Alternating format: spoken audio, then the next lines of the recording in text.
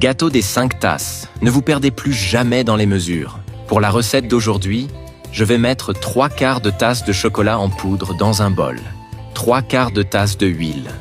La première fois que j'ai vu cette recette, j'ai été très surpris par combien elle rend avec si peu d'ingrédients. Avec un ustensile, je vais bien mélanger les ingrédients. Après cela, j'ajouterai 3 œufs. Pour continuer à mélanger la recette. J'adore la faire le vendredi soir. Ma famille l'adore et me demande toujours d'en faire plus parce qu'il n'en reste jamais tellement elle est délicieuse. Ensuite, j'ajouterai une tasse de lait, en mélangeant toujours très bien les ingrédients. Tu sais déjà à quoi la recette va ressembler à la fin? Je suis sûr que tu seras surpris. Ensuite, j'ajouterai 1,5 tasses de farine de blé. Envoie cette recette à un ami qui aime beaucoup le chocolat, je suis sûr qu'il adorera la recevoir de ta part.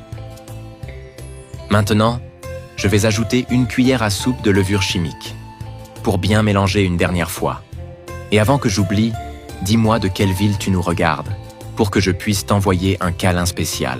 Le câlin d'aujourd'hui va à Antoine Lefebvre, de Limoges. Je suis content que tu apprécies nos recettes. Avec le mélange prêt, j'aurai besoin d'un moule en métal, et je vais le graisser complètement avec beurre. C'est obligatoire pour que la recette puisse sortir du moule à la fin. Une fois que toutes les parois du moule sont graissées, je vais ajouter 1 cuillère à soupe de chocolat en poudre, en l'étalant bien sur tout le beurre graissé.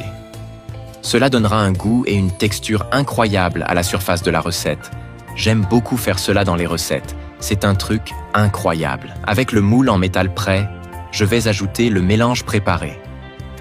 As-tu déjà vu une recette de gâteau au chocolat comme celle-ci? Envoie-la moi pour que je puisse aussi la faire chez moi. C'est devenu l'une de mes recettes préférées depuis la première fois que je l'ai essayée. Maintenant, je ne peux plus arrêter de la faire. Je vais maintenant mettre la recette dans le four à 180 degrés pendant 35 minutes. Après ce temps, je vais mettre une assiette dessus pour retirer la recette du moule en métal. Ensuite, je vais couper un morceau de la recette et le mettre dans une assiette. En utilisant seulement quelques ingrédients du quotidien, nous pouvons faire une recette bien plus savoureuse que celle vendue dans les restaurants traditionnels. La combinaison de ces ingrédients peut sembler étrange, mais il est très courant de les utiliser dans les recettes de dessert les plus populaires dans les pâtisseries. Regarde combien le dessert d'aujourd'hui est beau, j'ai hâte de le goûter. Je suis sûr que tu as déjà l'eau à la bouche rien qu'en voyant comment il a été préparé.